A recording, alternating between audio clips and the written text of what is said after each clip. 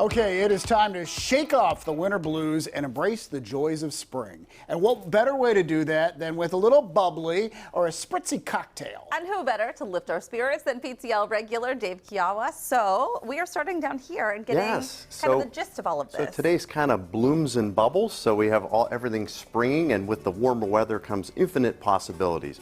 So I have 3 straight sparklers and then 2 cocktails made from sparkling wine. Okay. So I'm going to put these in your hand and we'll talk about it. So this is... Thanks, Dave. All right. There you go.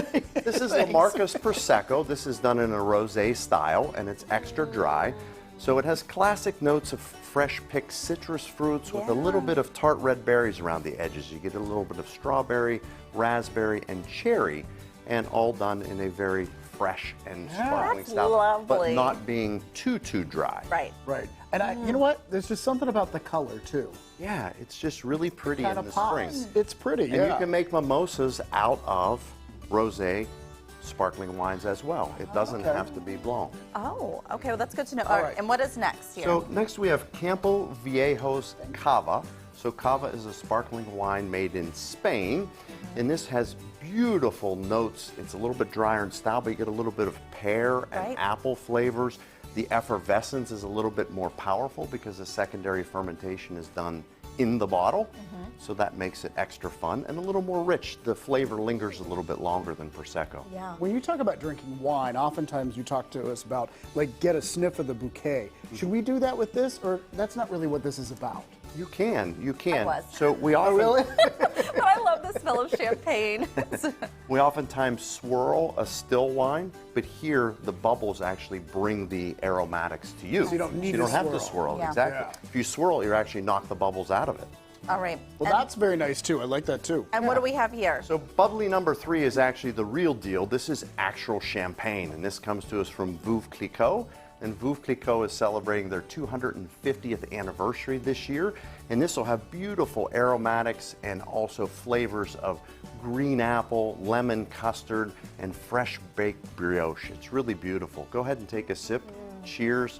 There really is nothing like real champagne. And you have something to cheers yourself, Yeah. don't you? I do. Thanks for the opportunity. So I just want to give it a shout out to the love of my life, Nancy. It's our 35th wedding anniversary on Saturday, and it'll be perfect to cheer with something like a Veuve Clicquot. Cheers to you guys. Yeah, absolutely. That's great. All right, so we're using some of these now to make, or at least a style of Prosecco to make some drinks down here. Exactly. So when we think about taking a bubbly and adding a little effervescence to a cocktail, that's exactly what we're doing here. And the first one we have is called a sunrise mimosa, which I think will be perfect for your Easter day brunch. I actually did a little garnish that kind of resembles the Easter bunny. It does. It's this is so cute. creative and cute. Yeah. And this starts out with 1 ounce of Malibu coconut rum, 1 ounce of pineapple juice, 3 ounces of cupcake blanc Prosecco, just a dash of grenadine, and then you add some maraschino cherries in there. So when you taste this, this will be a typical mimosa, but it's going to add a little bit of a tropical flair to it with the coconut rum that's in there. That's really good. Yeah, kind of transports you Oh to the my island. gosh. Huh? And I love Malibu.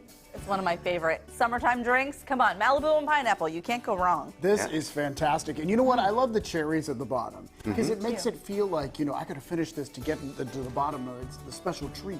Yeah, the cherry. Heather was talking about batch cocktails. You could make this up in a batch cocktail and have it in a little bit of a punch bowl for your brunch. Unchain you from the bar. And this, and you always talk about that too, and it's such a wonderful thing.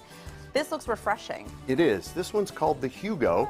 It starts out with 4 ounces of Lamarca Blanc Prosecco. Okay. A ½ ounce of elderflower liqueur, 1 ounce of club soda. Then I kind of muddled some mint leaves inside and put in a lemon zest garnish, which gives it a lot of refreshing qualities. It's really very refreshing. It is very refreshing. Like, this is spring, but it's also summertime. Like, you could have this all summer long. It is, and it's pretty. It is It's very pretty. I love the mint. And you know what? In St. Elder's, people who might not know that flavor, it's so floral. Right? It is. It is. It is. So St. Elder is a very floral liqueur. It has great aromatics. It also has a little bit of sweetness, so it kind of balances out the cocktail. lovely. I love these options. Thanks for walking us through this. Oh, you're welcome. And we want to make sure, especially this weekend with Easter, having guests over, to remind everybody to please drink responsibly. Absolutely. All right. Thanks, Dave. We appreciate it. Well, for these recipes and more from Fine Wine and Good Spirits, just go to PittsburghTodayLive.com.